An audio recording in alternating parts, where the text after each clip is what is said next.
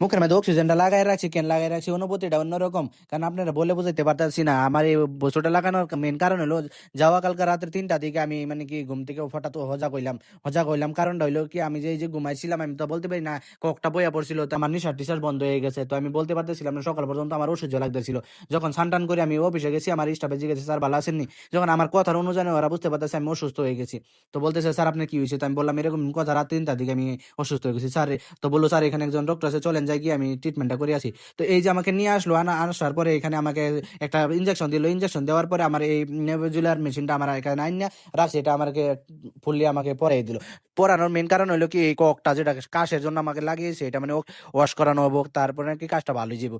তো এই বস্তুটা লাগানোর পরে আমার বলছে তুমি, আমি সবাই কিন্তু এটা শুয়ে শুয়ে ইয়াটা করে মেশিনটা লাগাই, কিন্তু আমি বসে লাগাইছি কারণ আমার ক্রিটিক্যাল অবস্থা, আমার অবস্থাটা অনেকই খারাপ। তো আমি বলে বুঝাইতে পারতেছি না আপনাদেরকে, আপনারা নিজের হলে আপনি নিজে বুঝতে পারেন কিরকম লাগে। এই বস্তুটা যে আমি লাগানোর পরে আমার কাছে যে একটু এরকম ফ্রেশ ফ্রেশ মনে হইতেছিলাম, তো আপনারা বলে বুঝাইতে পারতেছি না। কারণ যার কাজটা বসে পড়ে হে বুঝতে পারে যে কাজ বসে পড়লে কিরকম অবস্থা।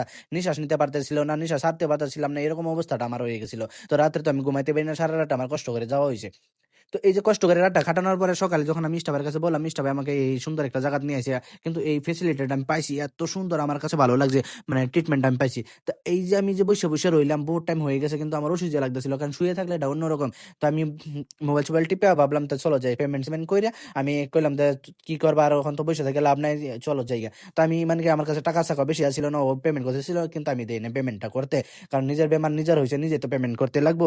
তো মেন রাস্তা দিয়ে আমরা আইছি, কিন্তু মেন রাস্তা দিয়ে যাইতে দিই না, কারণ আজকে এক্সাম চলতেছে। আমরা মানে সাইডের রাস্তা দিয়ে যাইতে হইব, তাই আমরা সাইডের রাস্তা দিয়ে চলে যাইতেছি। এই যে আপনারা দেখতে পাচ্ছেন সুন্দরভাবে আমরা আসলাম, এই বস্তুটা কিন্তু অন্যরকম একটা অনুভূতি। আর আমি যে ট্রিটমেন্টটা লইছি, এটা কিন্তু খুবই